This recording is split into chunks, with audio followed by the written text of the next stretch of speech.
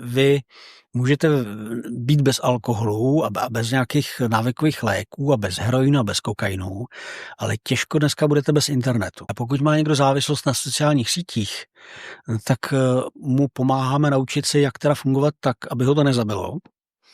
Obrazně, ale aby s tím dokázal fungovat a fungovat nějak bez rizik, prospěšně pro sebe, případně pro jiné a to je problém. Docela jako problém.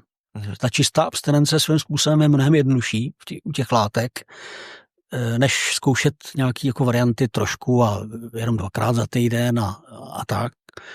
Ale tady v tomhle případě, kdy to je vlastně něco, co se odehrává prakticky třeba denně, jak to dělat tak, aby se ten člověk naučil dělat to, že teda to bude opravdu používat jenom prospěšným a bezpečným způsobem a ne, že teda znova začne někam posílat peníze online, jo, a